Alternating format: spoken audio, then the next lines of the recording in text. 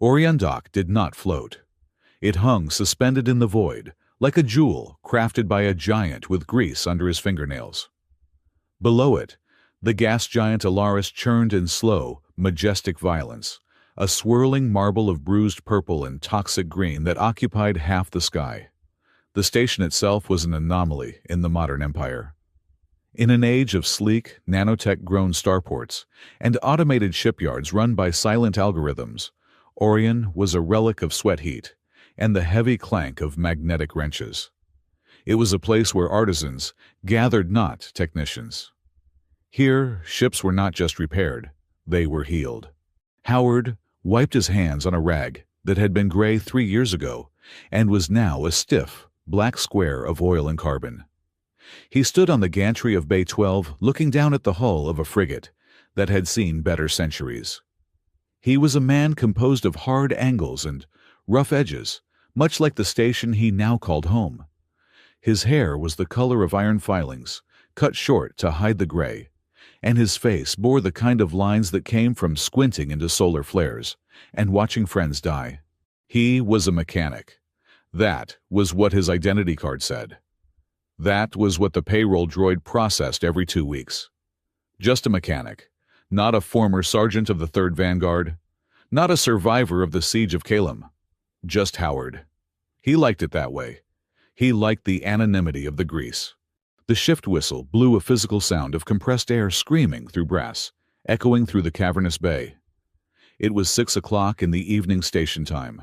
Howard packed his tools with methodical slowness, while the younger apprentices, bright-eyed and eager to spend their credits at the gravity bars on the promenade, rushed toward the exits. Howard took his time. He latched his heavy metal toolbox, feeling the reassuring weight of it. He began his walk to the dormitory sectors.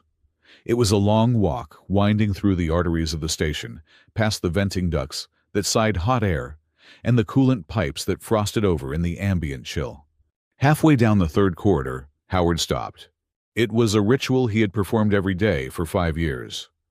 There, mounted on the bulkhead, was an old emergency pressure bell. It was an antique, a mechanical device in a digital world, its brass casing cracked down the middle like a broken tooth. Most people walked past it without seeing it. The maintenance drones ignored it because it was not on their digital manifests. Howard set his toolbox down. He reached into his pocket and pulled out a small fine-point screwdriver. The bell's mechanism wasn't jammed, but it felt wrong. It was out of tune.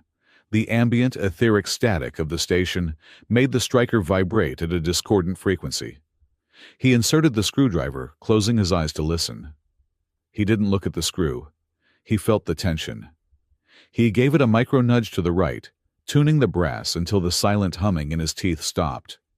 He tapped it again. Ding. It was not a perfect sound. The crack in the brass made it flat, a little mournful, but it rang. It worked. If the sensors failed, if the power died, if the air rushed out of the corridor, this broken thing would still scream to save lives.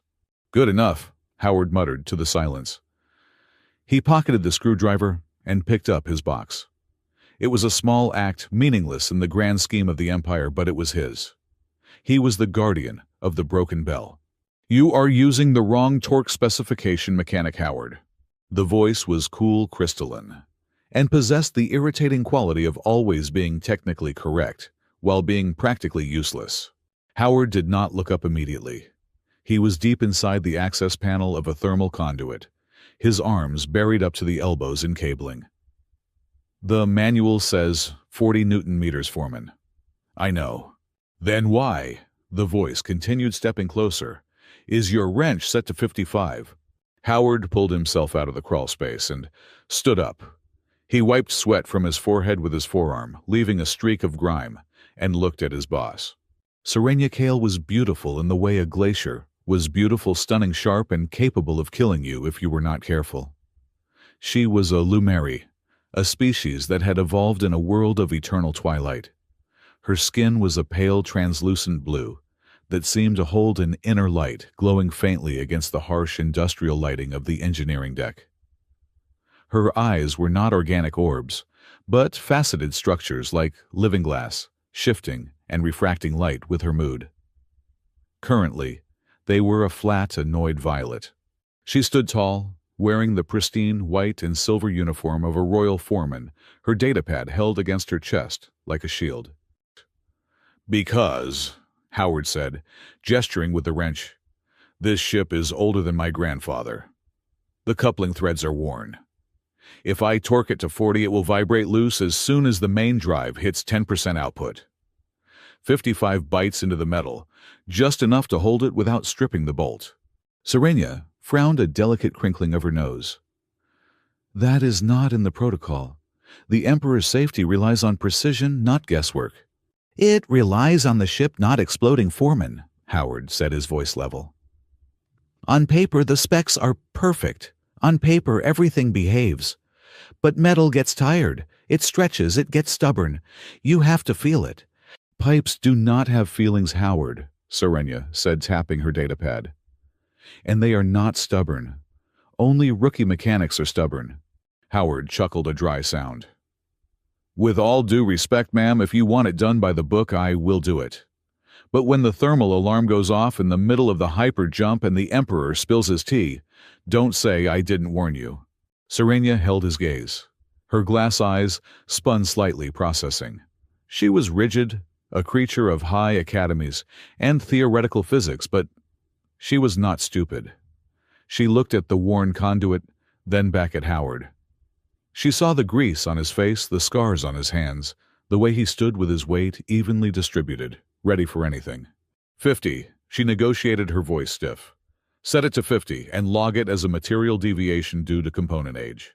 Howard smiled, just a twitch of the corner of his mouth. 50. You got it, boss." She turned on her heel, her long silver hair whipping behind her. "And clean up this station, Howard. The solar crown arrives in 48 hours. If the Emperor sees a single oil rag, I will have you scrubbing the exhaust ports with a toothbrush." Howard watched her walk away, her bioluminescence, leaving a faint trail in the recycled air. She was terrified, he realized. Beneath the arrogance and the manuals, she was absolutely terrified of failing. The arrival of the solar crown was not an event. It was an atmospheric shift. The sheer size of the vessel blocked out the view of Alaris for a full hour as it docked. It was not a warship, though it carried enough firepower to level a continent.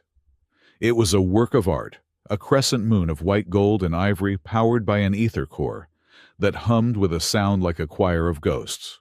The Emperor Alaric Solon was coming.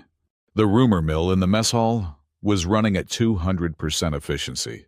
"I heard they are going to the Sky Rift," a young welder named Rafi whispered, leaning over his tray of synthetic protein. "The actual rift. Nobody goes there. The navigation computers go crazy."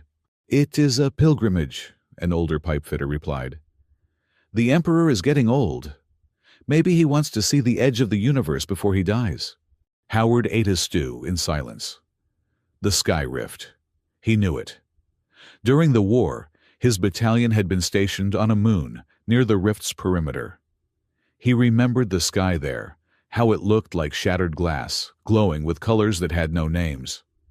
He remembered the headaches. He remembered how the laws of physics seemed to get slippery the closer you got. He pushed his bowl away. He did not want to be part of any pilgrimage. He just wanted to fix the couplings and go to sleep. But the station had other plans. That evening, a grand banquet was declared in the great assembly hall to welcome the Emperor and his entourage. It was a mandatory celebration for the high-ranking staff and highly encouraged for the lower decks to observe from the upper galleries. Music flooded the station. It was orchestral swelling and triumphant, piped through the intercoms. Howard hated it. The heavy bass notes vibrated in his chest, mimicking the thud of orbital bombardment. The flashing holographic banners in the corridors reminded him of targeting lasers. He avoided the great hall entirely, while the rest of the crew pressed their faces against the observation glass to catch a glimpse of the Emperor. Howard took the service elevator down to the sub-levels. He told himself he needed to check the coolant pressure on the Solar Crown's secondary loop, but the truth was, he just needed quiet. He spent 2 hours in the silence of the lower corridors, adjusting valves that did not really need adjusting, listening to the hum of the station. It was peaceful. At midnight, he decided it was safe to return to his quarters. The banquet should be winding down. He walked through the executive sector, a shortcut that was usually forbidden, but the security drones were likely busy scanning the banquet guests. The corridors here were carpeted in deep crimson velvet, the walls lined with real wood imported from Earth. He turned a corner and nearly tripped over a pile of white and silver silk. The pile groaned. Howard froze. His hand went instinctively to his belt where a sidearm used to be, but found only a sonic wrench. The pile moved again, uncurling. A hand, pale blue and glowing, reached out and slapped the wall, trying to find purchase. "Gravity," a voice slurred. "Who authorized a gravity shift?" Howard's eyes widened. It was Serenia. The royal foreman was sitting on the floor, her legs splayed ungracefully. Her immaculate uniform was rumpled, her silver hair a chaotic nest. But the most striking thing was her skin. It was pulsing with erratic waves of bright indigo light, a biological sign of extreme distress, or, in this case, extreme intoxication. "Foreman Kale," Howard asked, keeping his distance. Serenia's head snapped up. Her glass eyes were spinning in opposite directions before they clumsily focused on him. "Howard, is that mechanic Howard?" "Yes, ma'am." "Good," she declared, pointing a finger at him that wavered like a metronome. "Fix the floor. It is tilting. To the left." Howard stepped closer, sniffing the air. The scent was floral, sweet, and incredibly potent. "Human flower wine," he diagnosed instantly. "Did you drink the toast, ma'am?" "It was polite," she muttered, trying to stand up and failing spectacularly. She slid back down the wall. The ambassador set a small glass, just a sip, for tradition. "Lumeri physiology cannot process ethanol derived from Terran orchids," Howard said, his voice dropping to a gentle professional tone.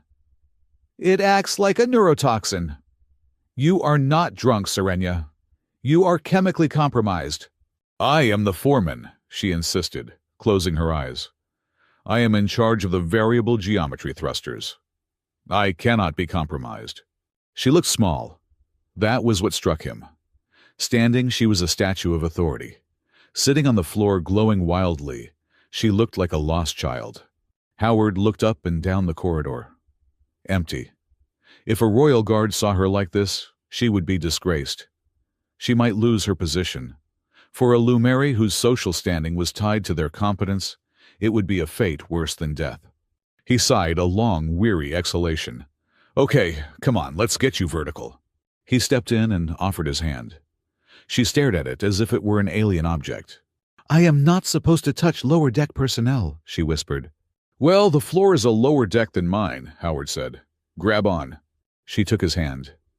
Her skin was cool and smooth, like polished stone. He pulled her up. She swayed violently, colliding with his chest. Howard stiffened. He stood with his arms hovering around her, terrified of making inappropriate contact, but she was dead weight. If he let go, she would crack her head open. "Steady," he murmured. "Where are your quarters?" "Section Alpha. Room 104, she recited automatically, then rested her forehead against his shoulder. "I think I am going to deactivate."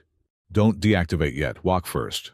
He wrapped one arm around her waist, strictly functional, he told himself, like securing a loose cargo crate, and draped her arm over his shoulder. He took the weight.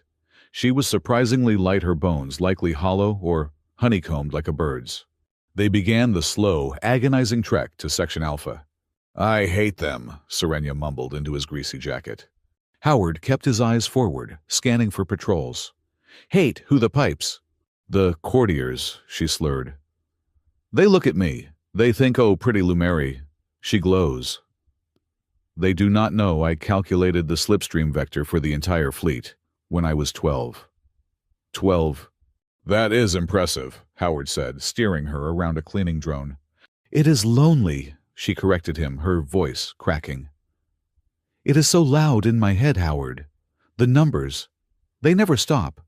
And the Emperor looks at me, and I feel like I am just a variable in an equation he is trying to solve. If I solve it wrong, I will be deleted. Howard tightened his grip on her slightly. He knew that feeling.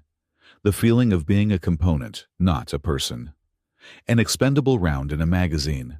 "You're not a variable," Howard said softly.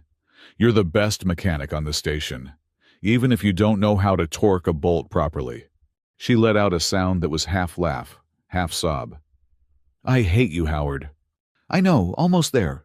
They reached room 104. Howard used her hand to press the biometric lock. The door slid open with a hiss. The room was Spartan. A bed, a desk, a window looking out at the stars. No personal items, no pictures. It was the room of someone who lived for their job and nothing else. He guided her to the bed. She collapsed onto it, the white sheets contrasting with her flashing blue skin. She curled up instantly, clutching a pillow. Howard stood there, for a moment feeling incredibly awkward. He was a grease monkey in the inner sanctum. He reached down and unclasped her heavy ceremonial boots, setting them neatly by the bed. He pulled the thermal blanket up to her chin. "Howard," she whispered, her eyes closed. "Yes, Foreman." She reached out her hand, flailing blindly, until it found the cuff of his jacket. She gripped it tight. "Do not let the gravity fall." "I got it," he said. "I'll hold the gravity. You sleep." She relaxed her breathing, evening out the bioluminescence on her skin, fading from frantic indigo to a soft, rhythmic azure pulse. She looked peaceful. Howard gently pried her fingers off his jacket.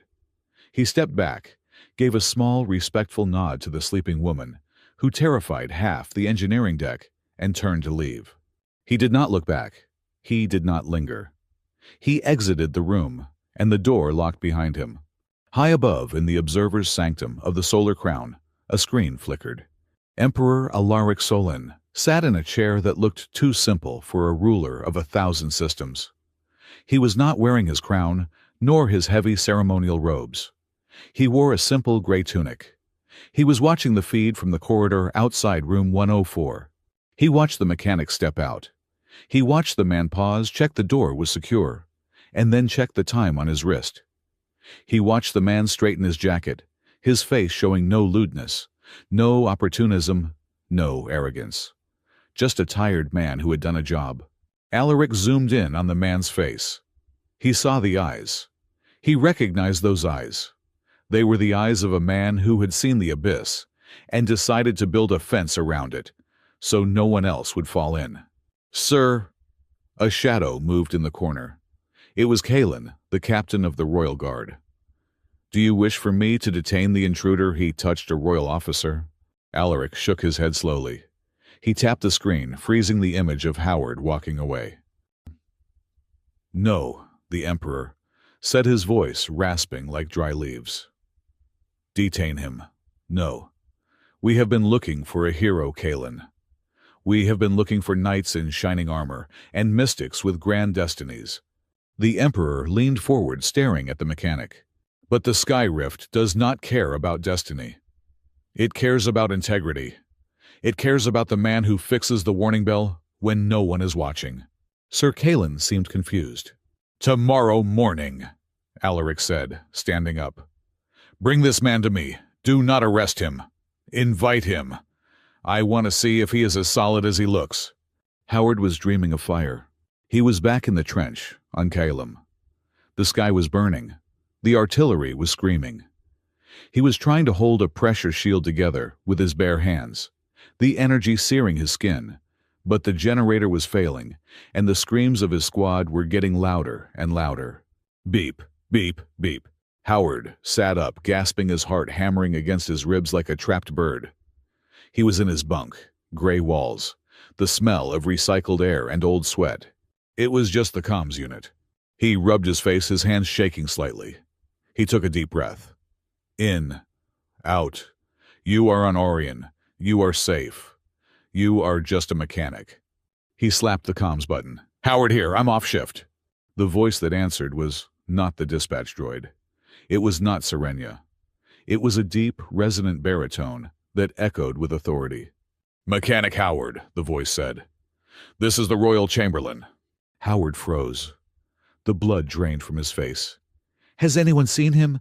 Was Serenia okay? Was he being fired, executed? You are hereby summoned to the observation deck of the Solar Crown, the voice continued, leaving no room for argument. The Emperor requires your presence. Immediately. The line went dead.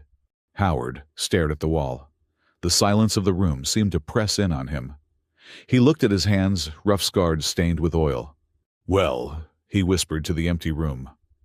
Hell. The turbolift ride to the observation deck was a study in silence. The lift did not hum, rattle, or shake. It simply existed in one location, and then moments later existed in another. Howard stood with his hands clasped behind his back, staring at the brushed steel doors. He had scrubbed the grease from his fingernails 3 times, but he still felt like he smelled of ozone and recycled hydraulic fluid. He was a component that had fallen out of the machinery and rolled onto the red carpet. The doors slid open. Howard expected a throne room. He expected a phalanx of royal guards in kinetic armor, a herald shouting his name, and perhaps a tribunal ready to list his crimes. He expected the crushing weight of the empire. Instead, he found a room of glass and silence. The observation deck was a bubble of transparency protruding from the spine of the solar crown. The floor was dark obsidian, polishing the reflection of the stars beneath their feet. There were no banners. There was no gold. There was only a single long viewport that curved around the entire room, framing the skeletal white hull of the ship outside and the swirling purple violence of the planet Alaris below. A man stood by the glass. He wore a tunic of charcoal wool and trousers tucked into simple leather boots. His hair was white, not with age, but with the strange bleaching effect that came from prolonged exposure to ether radiation. Emperor Alaric Solon turned around. Howard stiffened and snapped a salute that was 5 years out of practice. Your Majesty! At ease, mechanic, the Emperor said. His voice was not the booming baritone of the broadcast speeches. It was softer, worn down like a stone in a river. Come here. Look at this. Howard hesitated, then stepped forward, his heavy boots making a dull thud against the obsidian. He stopped 3 feet from the Emperor. The ship, Alaric said, gesturing vaguely at the white curve of the solar crown outside. It is beautiful, is it not?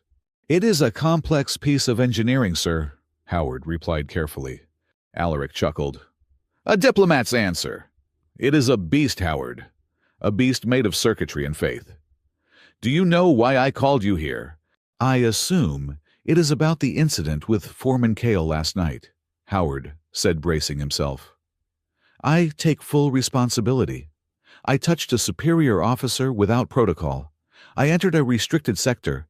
If there is a disciplinary action— She was drunk, Alaric interrupted, his eyes still on the stars. And you carried her. You did not mock her. You did not record it for credits on the dark net. You did not try to leverage it for a promotion. The Emperor turned his gaze fully on Howard. His eyes were gray, unsettlingly clear. Why? Howard blinked. Why? Most men in your position, a Tier 4 mechanic with a frozen pension and a dead-end career, would have seen an opportunity. Why did you just put her to bed? Howard shifted his weight. Because she was tired, sir, and the floor was hard. The Emperor smiled, and for a second, the weight of the galaxy seemed to lift from his shoulders. The floor was hard. Simplicity. I miss simplicity. He walked over to a small table where a pot of tea was steaming. There were no servants. He poured 2 cups himself. I do not need a mechanic for the Solar Crown, Howard. I have legions of them. I have algorithms that can diagnose a fracture before it happens. He handed a cup to Howard. Howard took it, his calloused fingers looking rough against the delicate porcelain. I need a man who knows gravity, Alaric said. I am going to the Sky Rift. You know what that is. It was not a question. Howard felt a cold spike in his chest. I have heard the stories, sir. Do not lie to me, Sergeant, Alaric said softly. The rank hung in the air like a ghost. I pulled your service file, the siege of Calum. You were the only survivor of the 3rd Vanguard. The report said your unit was hit by an ether surge from a localized rift. Everyone else burned. You walked away with a headache. Howard stared into his tea. The dark liquid rippled. I got lucky. Luck is a statistical anomaly. Survival is a trait. Alaric took a sip. I am reassigning you. Effective immediately, you are transferred to the prime engineering team of the Solar Crown. You will report directly to Foreman Kale.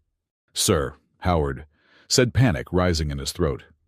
With all due respect, I am not qualified for ether drives.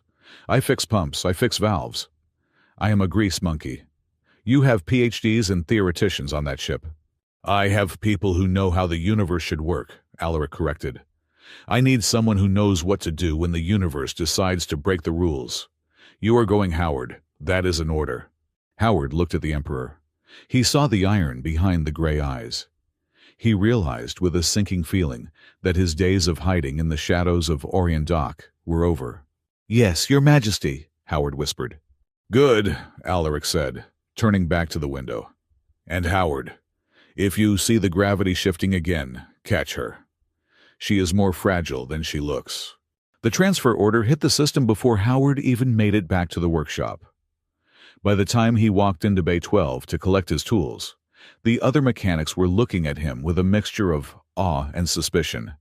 He ignored them.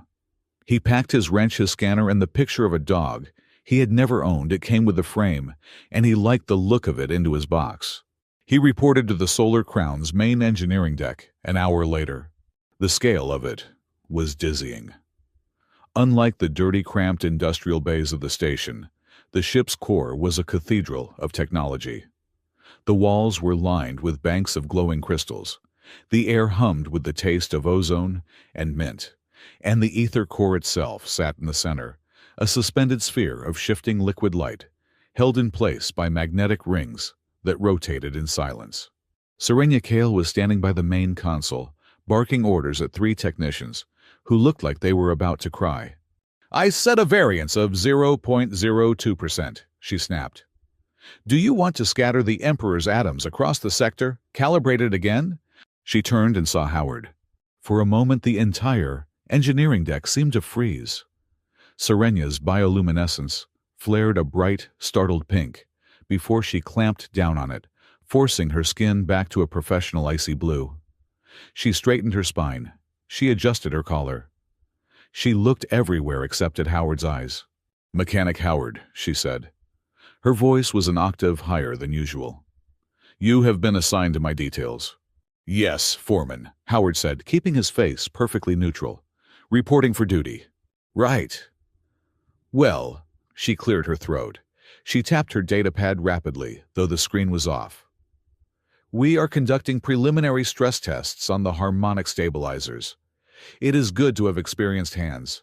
Happy to help, Howard said. He stepped closer, lowering his voice so the terrified technicians could not hear. How are you feeling today, ma'am? Any residual motion sickness? Serenia glared at him. Her eyes narrowed into diamond-hard slits.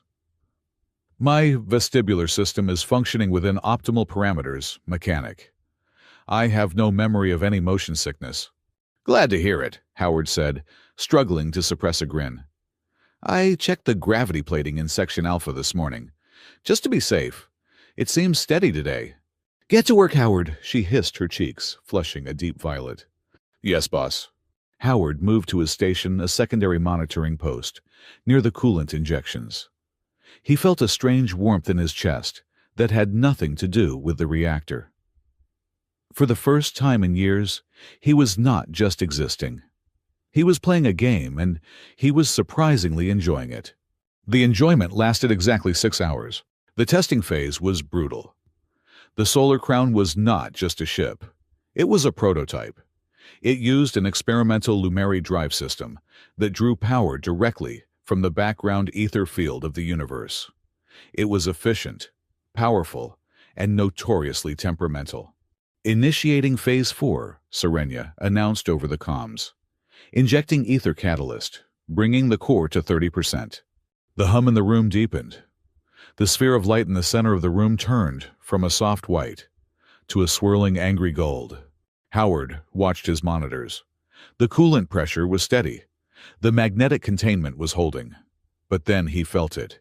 It was not on the screen. It was in his teeth. A vibration, a taste of copper and ash in the back of his throat. "Wait," Howard muttered. On the main display, a jagged blue line spiked through the golden telemetry. "Wavefront detected," a technician shouted. "Harmonic resonance is climbing. It is not matching the simulation." "Oh, stabilize it!" Serenia ordered, her hands flying across her holographic interface. "Dampen the intake reroute power to the secondary buffer. It is not responding, Foreman. The math says it should be stable." Howard stared at the core. The golden light was bleeding. Threads of pale, sickly green were weaving through the energy. He knew that color. He had seen it on the battlefield at Calum.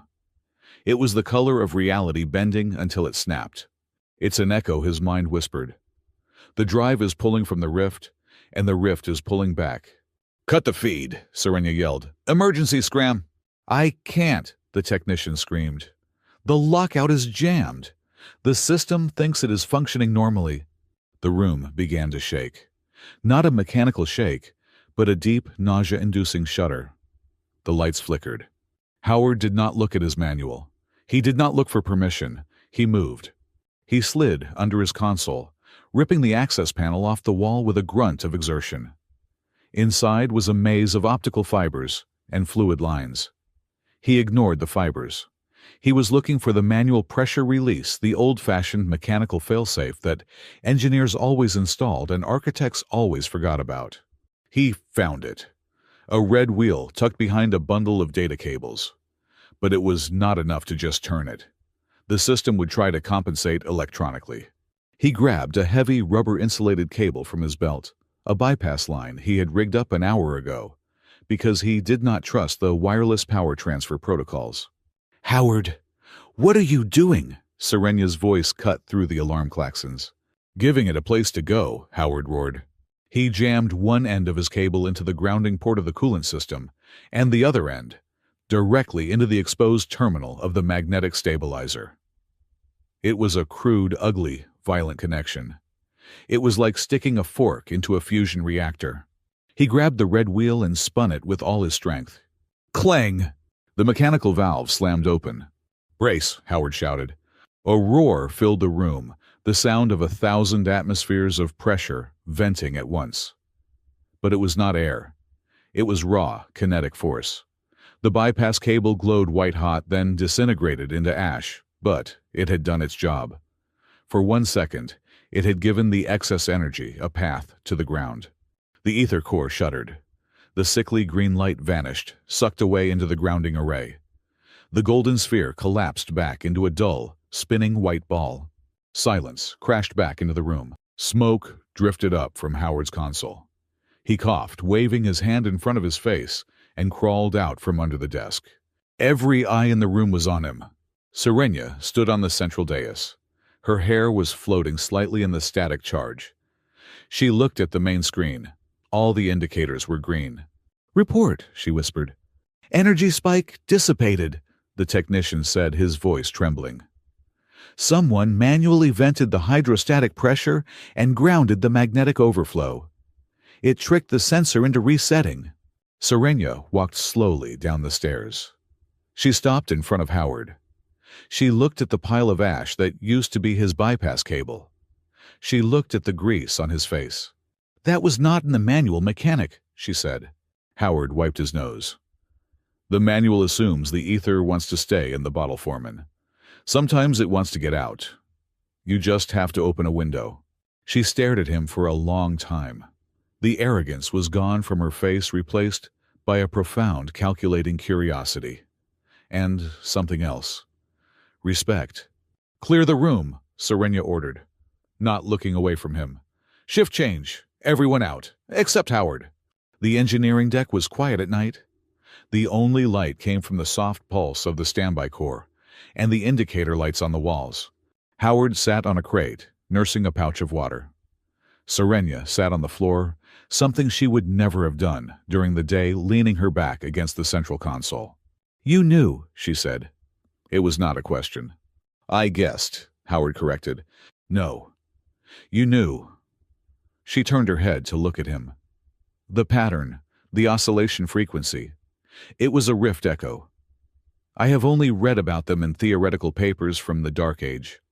How did a mechanic from the Outer Rim recognize a rift echo before the ship's computer did? Howard sighed. He crushed the empty water pouch in his hand. Because I have felt it before, he told her. He did not mean to. He had spent 5 years not telling anyone. But the quiet of the room, the hum of the ship, and the way her glass eyes watched him without judgment loosened something in his chest. He told her about Calum, about the trenches, about the day the sky tore open and his squad evaporated. He told her about the headache that never really went away, and how sometimes when he touched a machine, he could feel where the energy wanted to go like water flowing downhill. I'm not a wizard, Serenia, he said, using her name without the title for the first time. I'm just leaky. I think I absorbed some of it, or it changed me. I don't know. I just know that when that green light showed up today, my teeth started to hurt in the exact same way they did 5 years ago. Serenia listened in silence. She did not interrupt. When he finished, she reached out and traced a pattern on the floor with her glowing finger. They took me when I was 4, she said softly.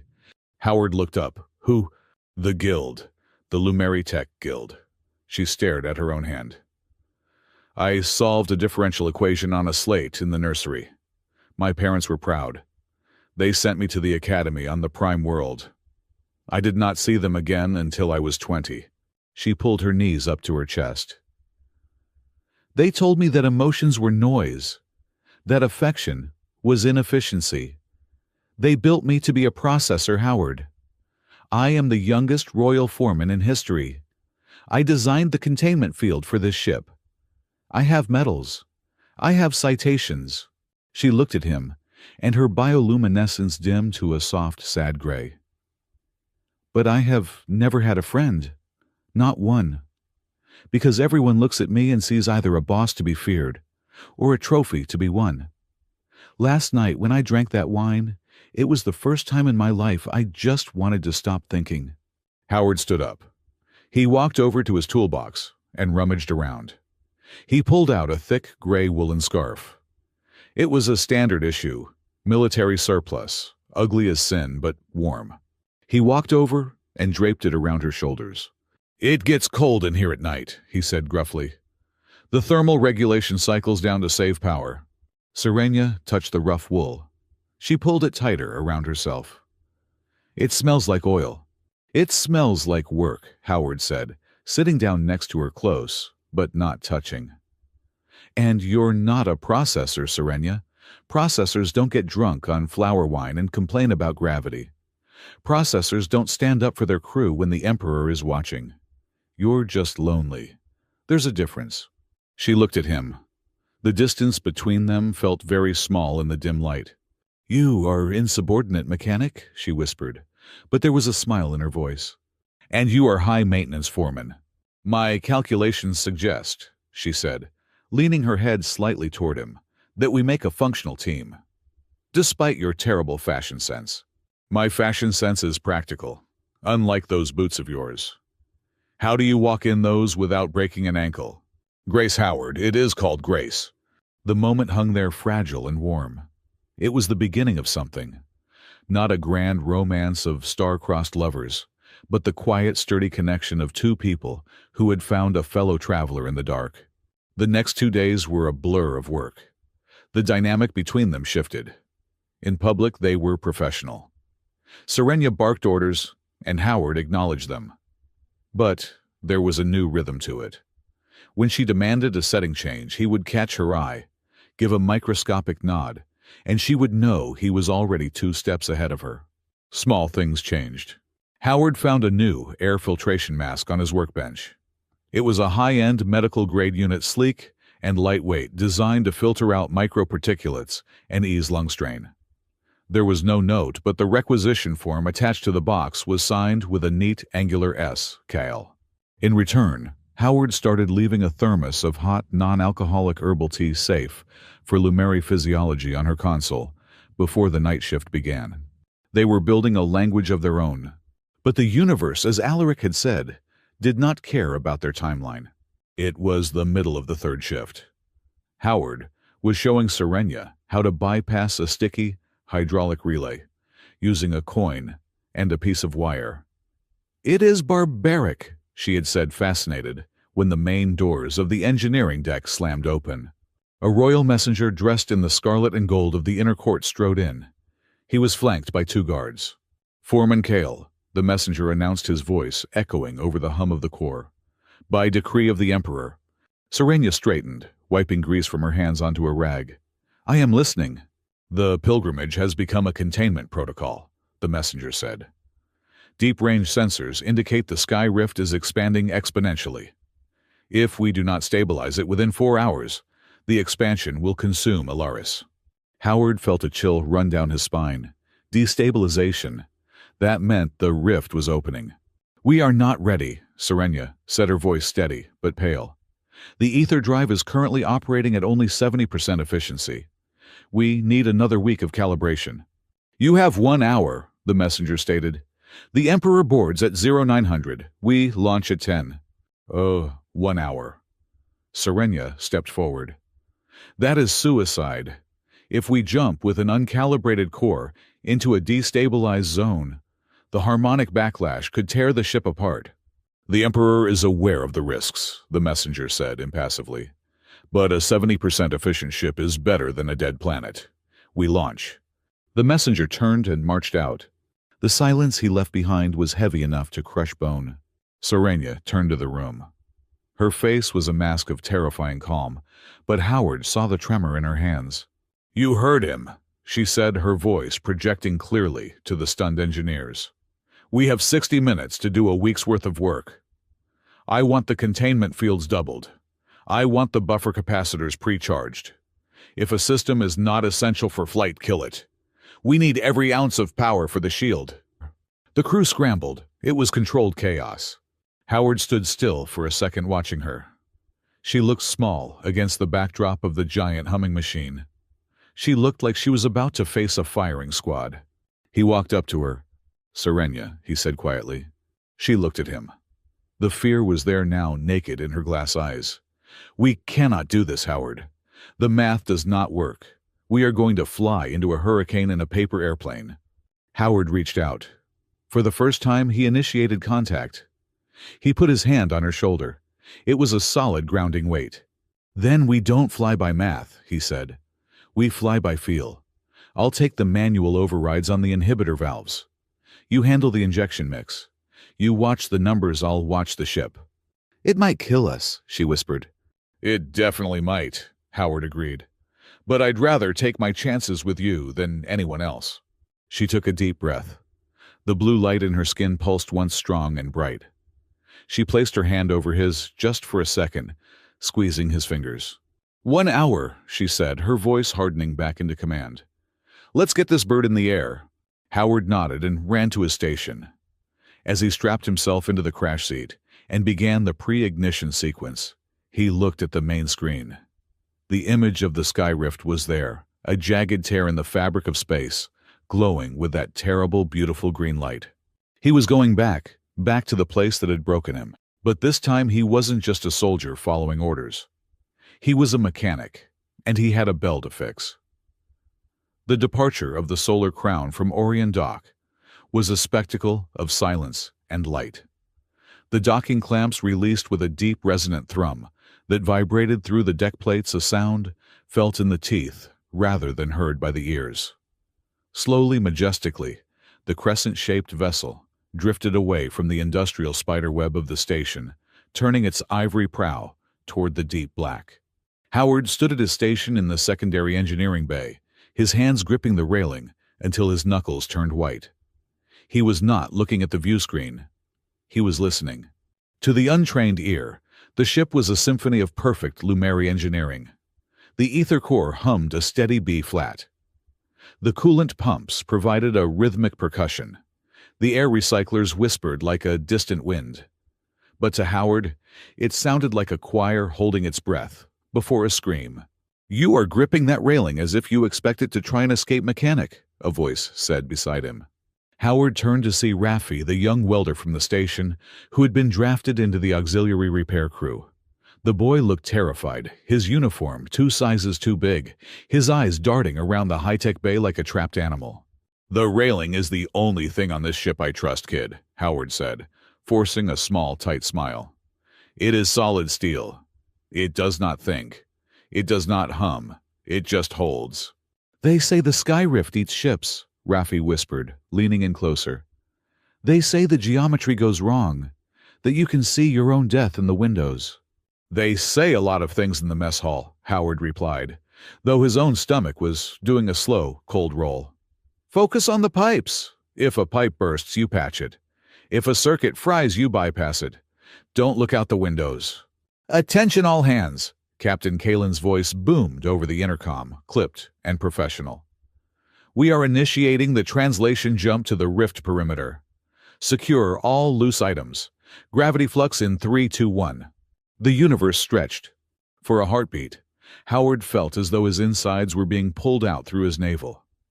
The lights in the bay elongated into streaks of neon. Then, with a snap that sounded like a dry twig breaking reality, snapped back into place. They were there. Howard looked up at the main monitor despite his own advice.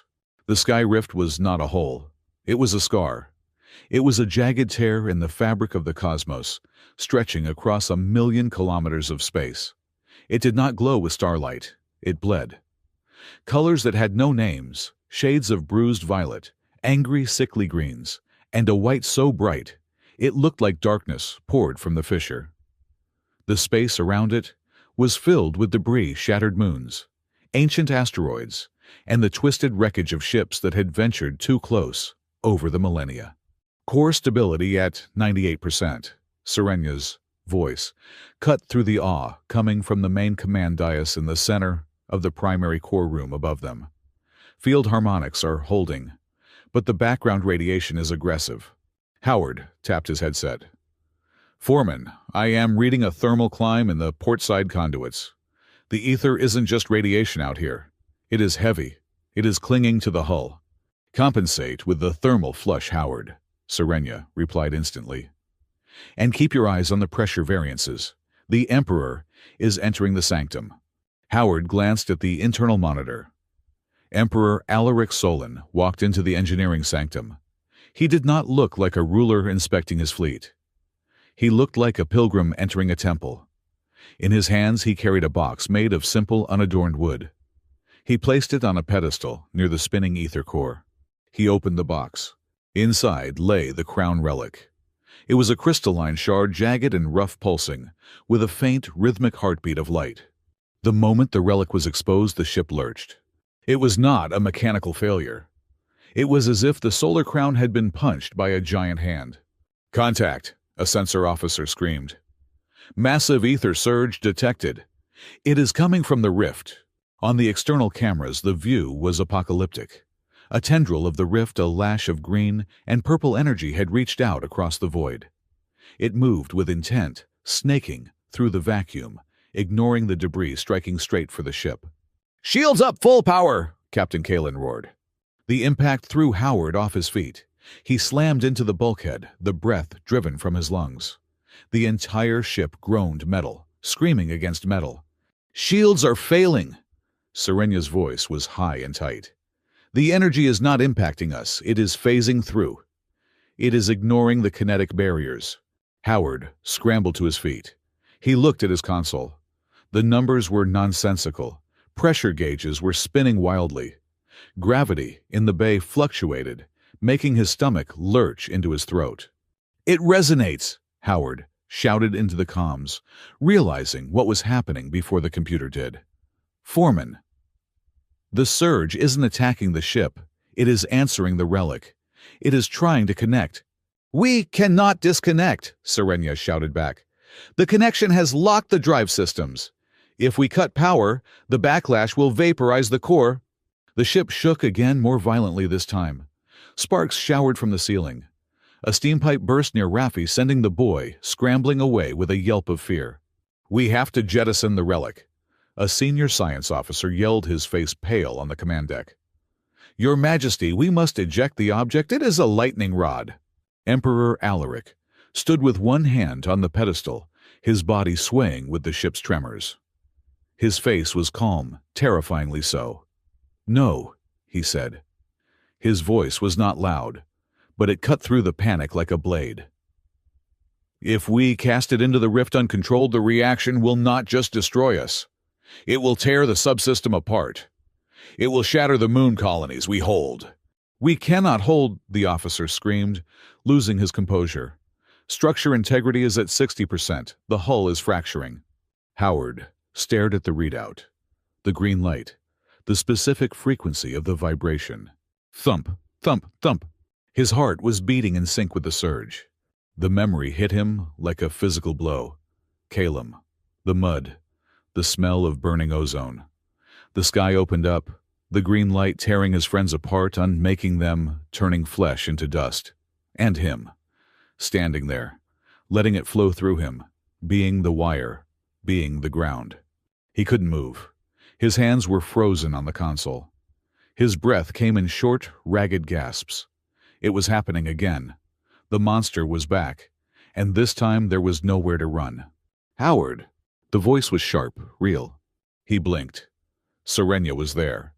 She had come down from the command dais, sliding down the ladder with a disregard for dignity. She stood in front of him, grabbing his shoulders. Her skin was flashing a chaotic pattern of white and blue strobe lights. "Howard, look at me," she commanded. "I can't," Howard rasped, his eyes wide and unseeing. "It's the same. It's exactly the same. We're dead. We're already dead." "We are not dead until I say we are dead." Serenia shook him hard. "You told me you felt it. You told me you survived it. How did you survive?" "I don't know," Howard yelled, the fear breaking his voice. "I just stood there. I just took it. It felt like being burned alive from the inside out." "Then, burn." Serenia stared into his eyes, her glass-like irises locking onto his panic. "Listen to me, Howard. The ship cannot handle this load. The circuits are too rigid. The logic is too binary. The ether is alive. It needs a living conduit." She gestured to the chaos around them, the screaming metal, the terrified crew, the Emperor, standing alone against the storm. "If you do nothing, everyone dies," she said, her voice dropping to a fierce whisper. "Rafi dies. I die, the Emperor dies, and you die a coward in the dark. Is that who you are? Is that the man who fixes bells?" Howard looked at her. He looked at the fear hidden deep behind her crystal eyes. She was terrified, but she was standing there betting her life on a grease monkey with PTSD. He took a shuddering breath. The air tasted of copper and death. "No," Howard said. He straightened up. The trembling in his hands didn't stop, but he clenched them into fists until it didn't matter. "No, that is not who I am." "What do we do?" Serenia asked. She didn't question his resolve. She just asked for the plan. "The bypass I rigged." Howard set his mind racing, connecting the dots he had been afraid to see. "The one you yelled at me for. It wasn't just a ground. It was a bridge. I need to get to the core. I need to be the bridge." "That will kill you," Serenia said, her voice wavering. "It might," Howard said, "but the ship keeps flying. Get me to the core." They ran. The journey to the central core chamber was a nightmare. Corridors tilted at 45 degrees.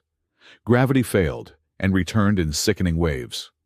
At one point, a bulkhead blew out, spraying superheated steam across their path. Howard tackled Serenia, shielding her with his body, as the heat washed over his heavy jacket. They scrambled up, bruised and coughing, and kept moving. They burst into the core chamber. The room was blinding. The ether core was no longer a sphere. It was a storm. Arcs of lightning lashed out, striking the walls, the floor, the ceiling. The Emperor stood near the relic, his own personal shield flaring as he used his will to keep the object from flying into the vortex. "Clear the deck," Howard roared at the few remaining technicians. "Get back." He sprinted toward the main maintenance interface, the bone structure of the drive he had secretly reinforced during his night shifts.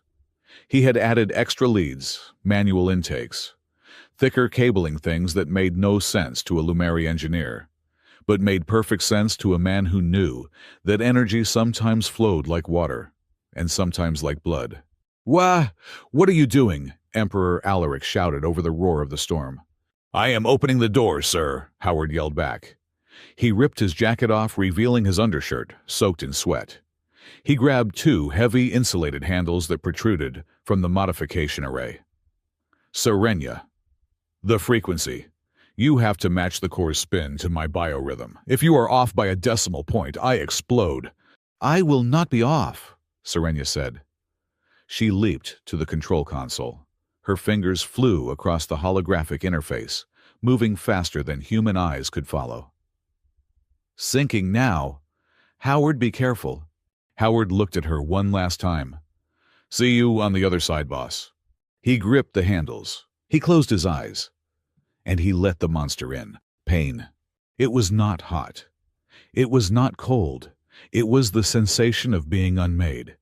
It was every cell in his body vibrating at a frequency that shouldn't exist. Howard threw his head back and screamed a sound that was lost in the roar of the ether. The green lightning that was tearing at the ship's hull suddenly changed direction. It coiled, snake-like, and dove into the ship's intake manifold. It rushed through the conduits, through the circuits, and poured into Howard. He was the fuse. He was the wire. He was the skeleton of the ship. The flow rate is 400%. Serenia screamed, tears streaming down her face. Her hands never stopping their dance on the controls. He is taking it all. The hull stress is dropping, but his heart rate is good. Howard, hold it. Howard gritted out through clenched teeth. His skin was glowing now, not with the gentle blue of the Lumeri, but with a harsh, burning gold. The veins in his arms stood out like black ropes. Rafi Mara. The secondary valves keep them open. If they close, the pressure backs up. Rafi and Mara, who had followed them, threw themselves at the manual wheels on the far wall. They cranked them with desperate strength, fighting the magnetic resistance. We got you, Howard, Rafi yelled, crying openly. We got you! The energy poured through Howard and out into the vast empty capacitors the ship used for jump charging. He was channeling a hurricane into a battery. But it was too much. The rift was endless. Howard was finite. He felt his vision tunneling. He felt his bones beginning to fracture under the sheer energetic weight. I can't hold it, he thought. I'm going to break. Suddenly he felt a hand on his back. It was warm, solid, humans. You are not a tool warden, the Emperor's voice spoke directly into his ear. You are not alone. Anchor to me. Alaric had left the relic. He stood behind Howard, one hand on Howard's shoulder, the other raised toward the crown relic. The Emperor closed his eyes. The air around them shimmered. Alaric was not a mechanic nor a soldier. He was a descendant of the Star Kings. He didn't understand the pipes, but he understood the will. By the blood of the first son, Alaric intoned his voice, resonating with a power that shook the deck plates. I command this storm to heal. The Emperor pulled. He used Howard as the physical anchor, and his own mind as the spiritual hook. He grabbed the chaotic energy of the rift and forced it into a shape. He tied the knot. The crown relic pulsed once, twice, 3 times, a blinding white light that washed out all color, all shadow, all fear. For a moment there was absolute silence.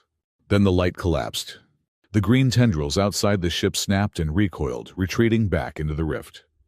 The solar crown dropped out of the resonant state with a heavy metallic thud. The emergency lights flickered on, bathing the room in a dull, red glow. Steam hissed from 100 ruptured joints.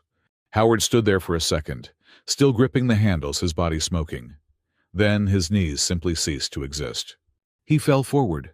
He did not hit the floor. Serenia was there. She caught him, her arms wrapping around his burning hot torso without hesitation. She dragged him down, gently cradling his head in her lap. Howard, she whispered. Her voice was broken. Howard, breathe. That is an order. Breathe. Howard drew in a breath that rattled in his chest. He opened his eyes. The world was blurry. All he could see was the blue glow of her face. He coughed, tasting blood. Did we fix the bell? Serenia laughed, a wet sobbing sound. She brushed the hair back from his forehead. Yes, yes, you idiot. You fixed the bell. Howard smiled, and then the darkness took him. Serenia held him tight, rocking back and forth, oblivious to the burns his skin was leaving on her uniform. She looked up. The Emperor was leaning against the central console, looking exhausted, his face gray and lined. But his eyes were fixed on the unconscious mechanic in Serenia's arms. There was no anger in his gaze, no royal detachment.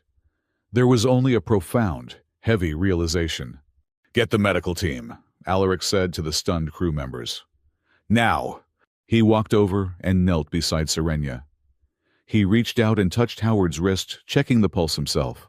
"He is alive," Alaric said softly. "He almost wasn't," Serenia hissed, her protective instinct overriding all protocol. She glared at the Emperor. "You let him do it." "I let him choose," Alaric corrected her gently. He looked at the crown relic, which was now dark and silent. "And he chose to be what he was born to be." "He is a mechanic," Serenia said fiercely. "No," Alaric stood up, looking out the viewport at the receding, stabilizing rift. "He is much more than that, and I fear his work has only just begun." The medical team burst into the room with stretchers and grav lifts. They swarmed around Howard, pushing Serenia back. She let them take him, but she did not leave his side. She held onto his hand as they lifted him, her fingers interlaced with his limp ones. As they hurried him out of the ruined core, the solar crown began its slow, limping turn back toward Orion Dock. The ship was battered, the hull was scorched. But inside the chest of the unconscious man, a heart was beating with a rhythm that matched the stars themselves. Pain had a color, and right now it was a blinding static white. Howard floated in it for a long time. He felt weightless, unmoored like a bolt that had finally rattled loose from its casing and was drifting into the dark machinery of the universe. Occasionally, voices drifted through the white static. They were muffled like people talking underwater. "Stabilize the neural pathways. His heart rate is erratic." He held the lightning. Of course his heart is erratic. Then, the white faded into a dull, throbbing gray. The weight returned. Gravity, his old enemy and oldest friend, pressed him down into a mattress that felt too soft to be standard issue. Howard opened his eyes. The ceiling was white. Not the industrial-stained white of the dormitory bunks, but the pristine, sterile white of the Royal Medical Bay. He tried to move his right arm, but it felt heavy, like it was encased in lead. He looked down. It was not lead, it was Serenia. The royal foreman of the Solar Crown was slumped in a chair beside his bed. Her head rested on the edge of the mattress, her silver hair spilling over the sheets like liquid mercury. Her hand was wrapped tightly around his wrist, her fingers pressing against his pulse point. She was asleep, her breathing slow and deep, but her grip was iron hard. Howard lay there for a moment, just breathing. His chest felt like it had been reconstructed with rusty spare parts, but the air flowed in and out. He was alive. He looked at Serenia. The bioluminescence on her skin was dim, a soft, sleepy pulse of pale azure. She looked exhausted. There were dark smudges under her glass-like eyes, and her immaculate uniform was wrinkled. Howard cleared his throat. It sounded like a bag of gravel being shaken. "You know," he rasped, his voice barely a whisper, "if you keep checking my pulse that hard, you are going to cut off the circulation to my hand." Serenia did not stir. "Foreman." Howard tried again, slightly louder. "Gravity got you again." Serenia's head snapped up. She blinked rapidly, her eyes spinning, in that disorienting alien way, as they tried to focus. She looked at the monitor above his bed, then down at his face. The blue light in her skin flared bright, then instantly dimmed as she fought for composure. "You are awake," she stated. It was an observation, not a greeting. "I think so," Howard said. He tried to sit up, but a wave of nausea slammed him back against the pillows. "Although the room is spinning, did we make it?" Serenia sat up straighter, finally releasing his wrist, though her hand lingered near his on the sheets. She smoothed her hair, trying to regain the demeanor of the terrifying boss he knew. "We made it," she said. Her voice was steady, but there was a crack in it that she couldn't hide. "The solar crown is stable. The sky rift has receded. We are currently limping back to Orion Dock on auxiliary power. And the Emperor, alive, unharmed. She looked at him, and for a second the mask slipped entirely. You stopped your heart, Howard. Twice. The doctor had to restart it with a rhythmic shock. Howard managed a weak, crooked grin. Just needed a little percussive maintenance, like that old bell. Serenia did not smile. She looked at him with an intensity that made him want to squirm. It was not a joke, mechanic. You took enough etheric energy to power a city into your own nervous system. By all laws of biology and physics, you should be ash. I have a thick skull, Howard deflected. You have a reckless lack of self-preservation, she corrected him. She looked down at her hands. When you fell, I thought... She stopped. She took a deep breath, and the blue light on her cheeks shifted to a softer, warmer hue. You held the ship together, she said quietly. You saved us all. Howard looked at the ceiling. I just opened the valve, Serenia. You did the math. The Emperor did whatever magic thing he did. I was just the wire. Wires burn, Serenia whispered. You did not. The door to the medical bay hissed open. A medical droid glided in, followed by a human doctor in a white coat. The name tag read, Dr. Eris. Ah, our patient is conscious, Dr. Eris said, checking the readouts. Remarkable. Your cellular regeneration is operating at 300% efficiency. It is almost as if the energy you absorbed is knitting you back together. I feel like I was run over by a freighter, Howard grumbled. You essentially were, Dr. Eris noted dryly. But you will live. However, I must insist on bed rest for at least another 24 hours. I can't, Howard said, trying to push the covers off. I have to check the secondary couplings. If we are on auxiliary power, the vibration is going to loosen the seals on the... Sit down, Howard, Serenia ordered. It was her command voice, sharp and undeniable. Howard froze. He looked at her. The crew is handling the couplings, she said, her eyes flashing. Rafi and Mara have taken over your shift. They are following your protocols. You are not going anywhere until the doctor clears you. Howard slumped back. Rafi, the kid is going to strip the bolts. He will learn, Serenia said. Just like you did. News on a starship traveled faster than light. By the time Howard was allowed to leave the medical bay 2 days later, he had transformed from that quiet grease monkey into a myth. He walked with a cane, a temporary measure Dr. Eris insisted down the corridor toward the mess hall. He wanted coffee. Real coffee, not the nutrient paste they served in the infirmary. As he entered the mess hall, the conversation died. 50 heads turned. Engineers, cleaners, navigation officers. They all looked at him. Howard hesitated in the doorway, his grip tightening on the cane. He hated this. He wanted the shadows. He wanted to be the background noise. Then slowly, a young woman near the front, Mara, the senior pipefitter, stood up. She didn't say anything. She just nodded, a deep, respectful nod. Then Rafi stood up, then the entire engineering table. It wasn't applause. Applause was for performers. This was silence. This was the respect paid to someone who had walked into the fire, so they didn't have to. Howard felt his face heating up.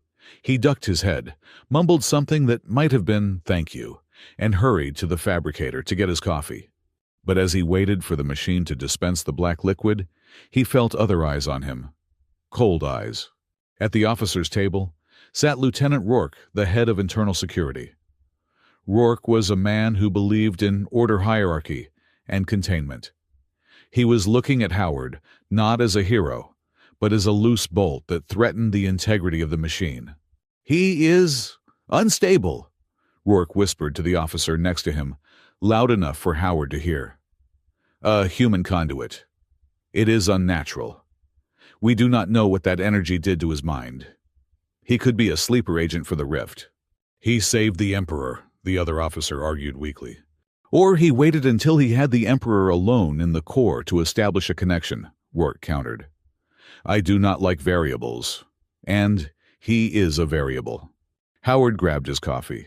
His hand shook slightly, spilling a drop on his hand. It burned, but the words burned more. Variable. Unnatural. He turned and walked out, ignoring the respectful nods of the crew. The silence that had felt like honor a moment ago now felt like isolation. He wasn't one of them anymore. He wasn't just a mechanic. He was something else, something dangerous. The summons came that evening, a private debriefing in the Emperor's tactical room. The room was small, wood-paneled, and smelled of old paper and tea. Emperor Alaric sat at the head of a small table. Serenia sat on his right. Rourke sat on his left. Howard stood at attention at the foot of the table, leaning slightly on his cane. "Sit, Howard," Alaric said gently. "There is no ceremony here today." Howard sat. The chair was comfortable, but he felt like he was sitting on an interrogation stool. "We have reviewed the sensor logs," Alaric began. "The event in the core was unprecedented. The Crown Relic has not responded to a human biosignature in 3,000 years. The Emperor leaned forward, his gray eyes piercing. "Tell me about Calum, Howard. Tell me about the first time." Howard swallowed. "I have told you, sir. It was a skirmish.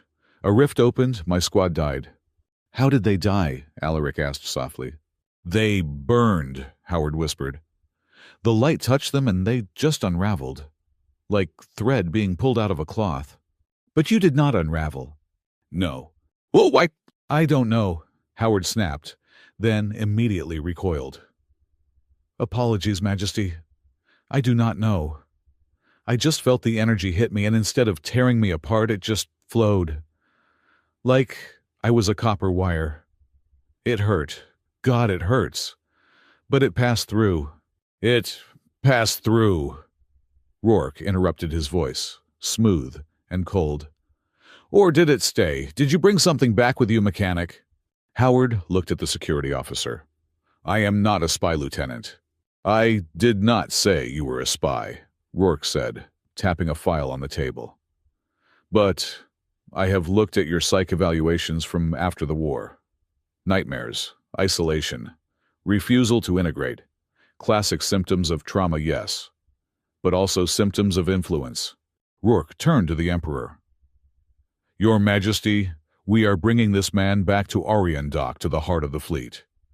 We do not know what he is. If he has a latent connection to the rift, he could be a beacon, a walking door. If he has a bad dream, does the sky tear open again?" The room was silent. Howard felt a cold knot in his stomach. Rourke was making sense. That was the worst part. Rourke was right to be afraid. "I suggest," Rourke continued, "that upon arrival, Mechanic Howard be transferred to the isolation ward at the Citadel. For study. For his own safety, and ours." Howard looked down at his hands. Isolation, a cage. Maybe that was where he belonged. "No." The word cut through the room like a diamond cutter. Serenia stood up. She was trembling, her hands clenched into fists at her sides. Her skin was glowing a fierce, bright violet, the color of anger. "Foreman Kale," Rourke warned. "This is a security matter." "This is a personnel matter," Serenia shot back. She turned to the Emperor. "Your Majesty, Howard is not a piece of technology to be reverse-engineered. He is not a faulty driver to be quarantined." She pointed at Howard. "He is a man who walked into a reactor because no one else would. He is a man who holds the hand of his superior officer when she is scared, even though protocol forbids it. He is a man who fixes broken bells because he cares about the things everyone else ignores." Serenia's voice broke, tears forming in her glass eyes. "He chose to save us. He chose. If he were a weapon, if he were a monster, he would have let the ship burn. But he didn't. You cannot lock him up for being different. You cannot punish him for the scars he took to save your life." She took a breath, shaking. "If you lock him away," she said, her voice dropping to a whisper, "then you lock me away too. Because I was the one who plugged him in. I am the one who turned the key. I am responsible." Silence stretched in the room. Howard stared at her. He had never seen anyone fight for him before. Not like this. Not for him. Emperor Alaric watched Serenia with an unreadable expression. Then slowly, a small smile touched his lips. "Sir." "Foreman Kale makes a compelling argument," Alaric said. He looked at Rourke. "The lieutenant's concerns are noted, and they are logical. But logic did not save the ship. Humanity did." Alaric turned to Howard. "There will be no cage, Howard. But there will be questions. We need to understand this. You need to understand this. Do you agree to work with us to figure out what this connection is?" Howard looked from the Emperor to Serenia. He saw the fierce, protective fire in her eyes. "Yes, sir," Howard said. "I want to know." "Good," Alaric said. "Dismissed." Howard did not go back to his quarters. He walked to the observation deck of the cargo bay Sector 4. It was a quiet place full of crates and shadows, with a single small viewport looking out at the passing stars. He stood there leaning on his cane, watching the streak of light that was their hyperspace wake. "You are going to wear a hole in the floor." Howard didn't turn around. He knew the voice. He knew the soft hum of bioluminescence. "You shouldn't have done that," Howard said as Serenia stepped up beside him. "Rourke is going to put a black mark on your file. Emotional outburst. Lack of objectivity." "I do not care about my file," Serenia said. She was standing close. Too close for a foreman and a mechanic. "You worked your whole life for those stripes," Howard said. "And I almost lost my life in a second," she countered. "Priorities change, Howard." She turned to face him. The cargo bay was dim, and her skin provided the only real light. It cast soft blue shadows across her face. "Why do you do that?" she asked. "Why do you try to push everyone away even when they are trying to help you?" "Because Rourke is right." Howard exploded, the fear finally breaking out. "Look at me, Serenia. I'm not normal. I survived a nuke made of ghosts. I can feel the ship feeling pain. What if I snap? What if I have a nightmare and I blow a hole in the hull? What if I hurt you?" He turned away, gripping the railing. "I'm a tool. I'm a wrench that got magnetized. You don't sleep next to a radioactive wrench. You put it in a lead box."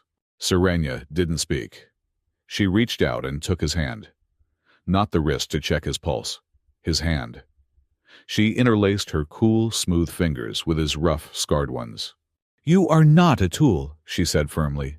"Tools do not make bad jokes about gravity to make me smile. Tools do not cover me with a blanket when I am drunk. Tools do not look at me and see me instead of the royal foreman." She stepped closer, forcing him to look at her. "I have spent my whole life with machines, Howard. I know the difference. Machines are perfect. They are cold. They are predictable." She raised her other hand and touched his cheek. Her thumb brushed the stubble on his jaw. "You are messy. You are stubborn. You are damaged. And you are the only variable in this universe that I do not want to solve. I just want to—" She trailed off, her voice trembling. "You want to do what?" Howard whispered, his heart hammering against his ribs. "I want to keep you," she said softly. "I am terrified, Howard. I am terrified that you will leave. That you will think you are protecting me by walking away. Do not protect me. Just stay." Howard looked at her. He looked at the alien woman who had yelled at him about torque settings, who had trusted him with her life, who had stood before the Emperor and snarled like a tiger to defend him. He dropped his cane. It clattered to the deck. He reached up and covered her hand with his. "I'm not going anywhere," he said. "Unless you fire me." Serenia let out a breathy laugh, tears spilling over her lashes. "I cannot fire you. You are the only one who knows how to kick the primary valve to make it open." Howard leaned his forehead against hers. Her skin was cool. His was hot. It was a perfect equilibrium. They didn't kiss it. Felt too big for that too soon. But they stood there in the dark cargo bay, holding on to each other as the ship hurtled through the void. It was a promise, a silent treaty against the chaos. The peace was interrupted the next morning by Dr. Eris. He called them into his lab, Howard, Serenia, and the Emperor, who joined via hologram from his quarters. "I have completed the biospectral analysis," Dr. Eris said, projecting a hologram of Howard's DNA helix. It was not a normal double helix. It was woven through with threads of gold light. "Is that the ether?" Howard asked, staring at his own genetic code. "It is not just exposure," Dr. Eris said, his voice hushed with scientific awe. "If it were just exposure, your cells would be degrading. Instead, they have integrated. Look here." He brought up a second image. It was the energy signature of the crown relic. He overlaid the two images. They matched perfectly. "The resonance," Alaric spoke from the hologram. "It was not accidental." "No, Your Majesty," Dr. Eris said. "It is genetic, or rather epigenetic. Howard, your body produces a natural biofield that oscillates at the exact frequency of the crown relic. It is ancient. We have not seen this marker in the gene pool for 10,000 years. "What does that mean?" Howard asked, looking at the Emperor. "Am I a mutant?" "No," Alaric said softly. "You are the key, a key that we thought was lost when the old guard fell." The Emperor's hologram flickered as the ship began its deceleration sequence. "We are arriving at Orion Dock," Alaric said. "Howard Serenia, come to my chambers the moment we dock. There is a history lesson you need to hear. It is time you know why you fix bells." The solar crown limped into the orbit of Alaris. The giant gas giant hung in the sky, purple and green, indifferent to their survival. Orion Dock glittered in the distance, a welcoming constellation of lights. Howard stood at the main viewport of the engineering deck. He was wearing a fresh uniform, clean-pressed, but it felt stiff. He looked at the station. He thought about his small room in the dormitory. He thought about the cracked bell in the hallway. He thought about the anonymity he had cherished for 5 years. He knew with a heavy certainty that he could never go back to that room. He could never just be Howard the mechanic again. The universe had seen him. The Emperor had seen him. And the Skyrift was waiting. He felt a hand slide into his. He didn't need to look. He squeezed Serenia's fingers. "Are you ready?" she asked quietly. "No," Howard admitted. "I just want to go fix a pipe." "We can fix pipes later," Serenia said, standing shoulder to shoulder with him. "Right now, I think we have to go save the world. Again." "Fine," Howard sighed, watching the docking clamps of Orion reach out to embrace the scarred ship. "But I'm charging double for overtime." Serenia smiled, and for the first time she didn't hide it. "Deal." The ship docked. The airlock cycled. And Howard, the ex-soldier mechanic, walked out to meet his fate, holding the hand of the woman who saw the hero beneath the grease. The repairs on the solar crown were a symphony of organized chaos. Orion Dock had become a hive of activity, with sparks showering from the gantries, like digital rain, and the air thick with the smell of ozone and molten alloy. The station was celebrating. Banners of light hung from every rafter, proclaiming the miracle of the rift. They called it a victory for the Empire. They called it divine intervention. Howard called it a headache. He had spent the last 48 hours being poked by medical droids, interviewed by nervous scribes, and saluted by people who used to look right through him. He felt like a specimen in a jar. He felt exposed. So he did the only thing that made sense. He grabbed his toolbox. He walked away from the celebration, away from the VIP sector, where Serenia was currently briefing the High Admiralty, and down into the bowels of the station. He walked until the cheering faded into the dull, rhythmic thrum of the ventilation fans. He walked until he reached the third corridor of the lower maintenance deck. It was quiet here. The floor was scuffed. The lights flickered with a soothing irregularity. And there, mounted on the bulkhead, was the bell. It looked exactly as he had left it weeks ago. The brass casing was still cracked. The striker was still misaligned. It was a piece of junk that nobody cared about. Howard set his toolbox down. The familiar weight of the metal handle in his palm grounded him. He took a deep breath, inhaling the scent of old grease and stale air. This was reality. The glowing ether, the lightning in his veins, the Emperor's praise that felt like a fever dream. This broken spring, this was real. He pulled out his screwdriver. "You are using a flathead for a Phillips screw," a voice said softly from behind him. Howard froze. He knew better than to jump. He slowly turned, the screw felt it catch, and then turned around. Emperor Alaric Solon stood 10 feet away. He was not wearing the royal robes of state. He wore a simple, heavy cloak of gray wool, the kind a traveling merchant might wear. There were no guards, no fanfare. Just an old man leaning against a rusted stanchion watching a mechanic work. "It is a custom screw, sir," Howard said, his voice level. "The head is stripped. The flathead wedges in better." Alaric smiled. It was a genuine smile, one that reached his gray eyes. "Adaptability. A useful trait." The Emperor walked forward, his boots making no sound on the metal grating.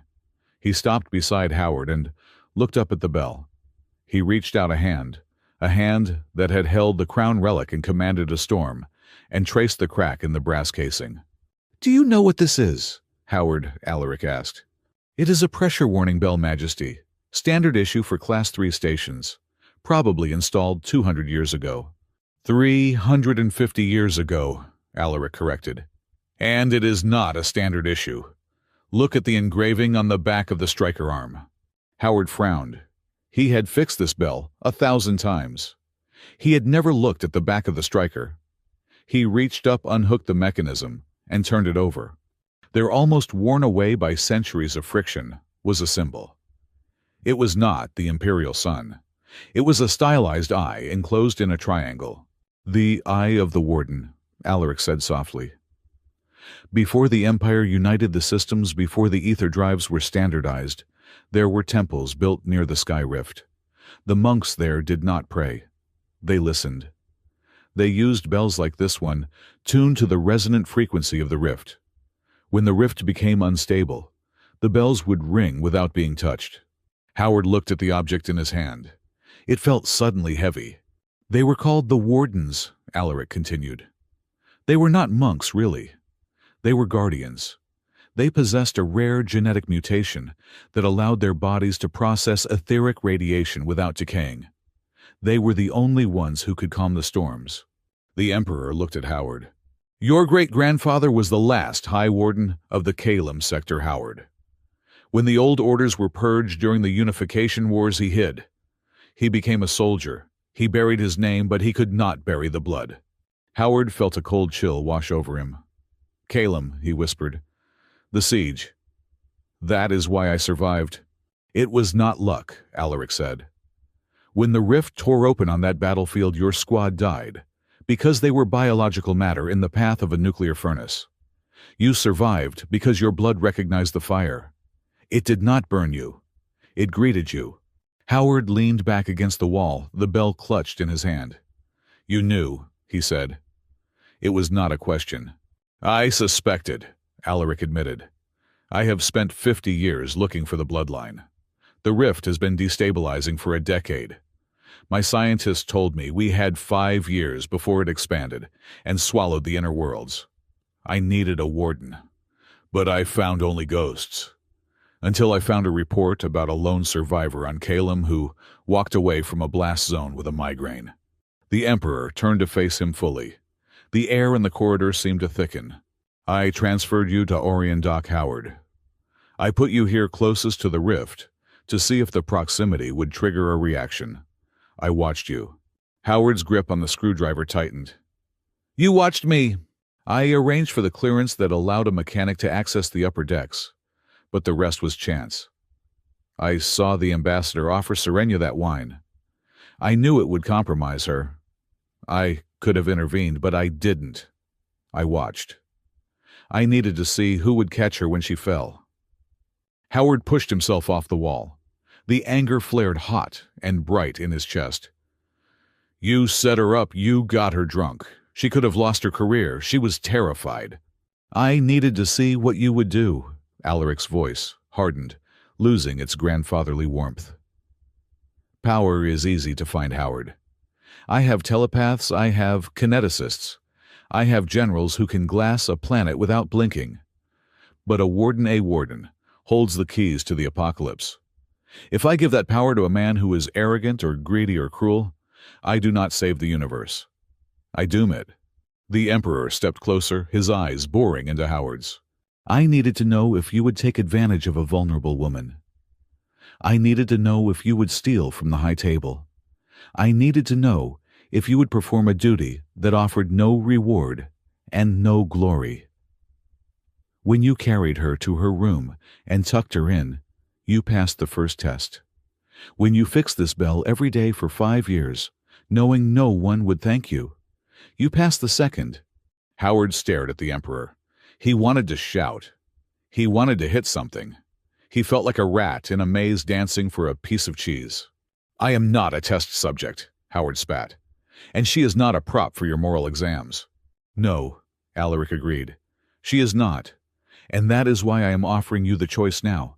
The manipulation ends here." "What choice?" "The rift is quiet, but it is not closed. It will open again. Maybe in a year, maybe in 10. It needs a keeper. It needs a warden." Alaric gestured to the open space of the corridor. "I am offering you the title of Warden of the Sky Rift. It is not a noble title. You will not have lands. You will not have armies. You will have a station on the edge of the void, access to the archives of the first sun, and the responsibility of keeping the door shut." "And if I say no?" Howard asked. "If I say I just want to be a mechanic and fix pumps?" "Then you walk away," Alaric said. "I will not stop you. I will wipe the records of your bloodline. You can go to a quiet colony world and live a long, normal life. But the rift will eventually tear open, and when it does, there will be no one to answer the bell." Howard looked down at the brass instrument in his hand. He thought about the green fire. He thought about the feeling of the ether rushing through him, the terror, yes, but also the rightness of it. It was like he had been trying to breathe underwater his whole life, and suddenly someone had pulled him to the surface. "And Serenia?" Howard asked. Foreman Kale has proven herself to be indispensable," Alaric said, a dry amusement in his tone. "A warden cannot work alone. The ether requires a physical anchor and a technical interface. She understands the machine. You understand the energy. I have offered her the position of ether liaison, to work with you, permanently." "You offered it to her?" Howard narrowed his eyes. "Or you ordered her?" "I offered," Alaric said. "She is waiting for your answer before she gives hers." Howard looked at the screw in the wall. He slotted the screwdriver into the head. He turned it. The bell clicked into place. It sat straight. It looked solid. He tapped the striker. Ding! The sound was clear. It was sharp. It was a warning, but it was also a promise. "I'm going to need a bigger toolbox," Howard said. The observation deck of Orion Dock was a dome of glass that hung beneath the station, offering an unobstructed view of the cosmos. Usually, it was crowded with tourists. Tonight, it was empty. The door was locked with a royal override code. Howard stood by the glass, looking out at the distant, shimmering scar of the sky rift. It looked peaceful from here, like a ribbon of northern lights frozen in amber. The door hissed open. Serenia walked in. She was not wearing her foreman's uniform. She wore a simple dress of deep blue silk that matched her skin, and for the first time since he had known her, she wasn't carrying a datapad. She stopped next to him. She didn't look at him. She looked at the rift. "The Emperor told me," she said. "About the bloodline?" Howard asked. "About the wine," she corrected. "About the test." Howard winced. "Yeah, I wanted to punch him." "I considered poisoning his tea," Serenia said casually. "But that would be treason, and it's difficult to clean up." She turned to him. Her glass eyes caught the starlight, refracting it into 1,000 tiny rainbows. "He offered me the post, Howard. Liaison to the warden. It means leaving the Royal Corps. It means no more promotions. It means living on an outpost on the edge of nowhere, watching a tear in the universe for the rest of my life." "Sounds like a terrible job," Howard said. "The hours are bad. The hazards are high. And the co-worker is a grumpy mechanic who complains about standard operating procedures." "He is very annoying," Serenia agreed. "He also has a terrible habit of saving my life." She stepped closer. The gap between them, that professional distance they had maintained for so long, evaporated. "Did you really take the job?" she asked, her voice dropping to a whisper. "I did," Howard said. "Someone has to fix the bells."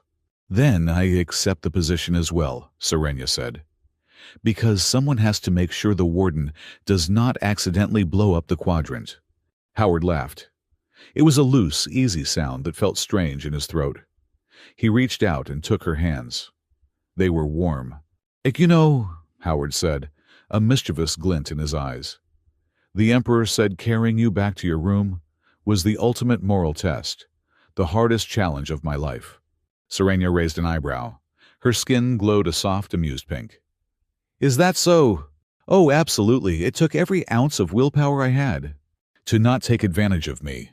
Do not drop you, Howard grinned. You are heavier than you look. It must be that ego of yours. Serenia gasped, feigning outrage. She swatted his arm. I am composed of light alloys and grace, you ungrateful wrench-turner. Grace, Howard chuckled, catching her hand and pulling her closer. Right, the grace of a drunk flamingo. If I had known it was a test, Serenia murmured, stepping into his space, her face tilting up toward his. I would have drunk less. And if I had known, Howard whispered, lowering his head, I would have done this a lot sooner. He kissed her. It wasn't like the ether. It wasn't a storm of energy that threatened to tear him apart. It was quiet. It was steady. It tasted like tea and starlight. It was the feeling of a bolt finally finding its thread, tightening down and holding fast against the vibration of the universe. When they broke apart, Serenia rested her forehead against his chest. Her bioluminescence was a steady, golden rhythm, the color of contentment. So, she said, what do we do now, Warden? Howard looked out at the rift. It was waiting. The danger was still there. The monsters were still in the dark. But for the first time in his life, he wasn't afraid of the dark. He had a light. Now, Howard said, wrapping his arm around her. We go to work. 60 years later. The outpost was not a fortress. It was a home. It clung to the side of an asteroid that orbited the stable perimeter of the sky rift. It had a garden under a glass dome where strange, luminescent flowers grew. It had a workshop that smelled of oil and ozone. And it had a study lined with books made of real paper. A child sat on the rug in the center of the study. He was perhaps 7 years old. He had unruly hair the color of iron filings, but his skin shimmered with a faint pearlescent blue sheen. His eyes were human dark and warm, but when he blinked a second, nictitating membrane flickered across them, a mark of his mother's people. Grandpa, the boy said, looking up from a pile of toy starships. Tell me the story again. An old man sat in a heavy leather chair by the window. His face was a map of deep wrinkles, and his hands were gnarled with arthritis, but his eyes were sharp. He held a cane made of black metal, etched with glowing runes. Which story, Elian? Howard asked, his voice rough with age. The one about the time your grandmother recalibrated a sun? No, Elian shook his head. The one about the beginning.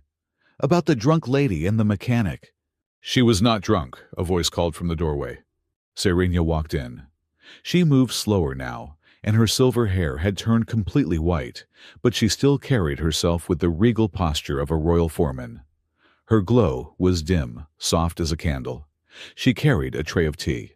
She was chemically compromised, Serenia corrected, setting the tray down and winking at the boy. There is a difference. Tell it, Elian insisted.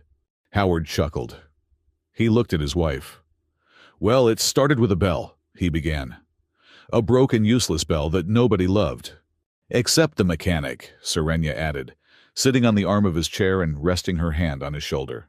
Except the mechanic, Howard agreed. He fixed it because he thought it was his job. But it turned out the bell was calling him home.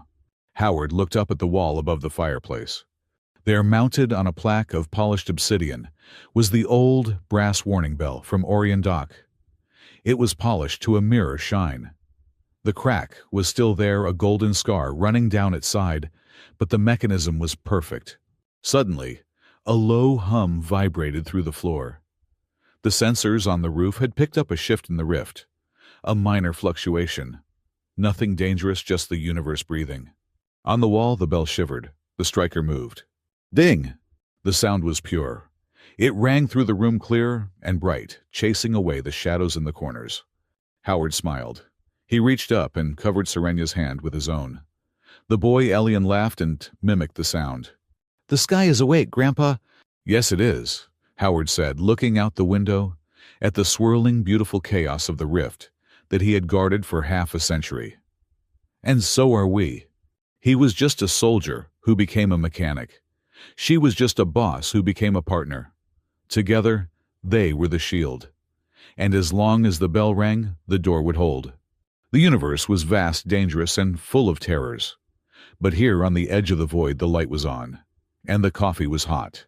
"Class dismissed," Howard whispered, closing his eyes as the warmth of the room and the woman beside him held the cold of space at bay. End of shift.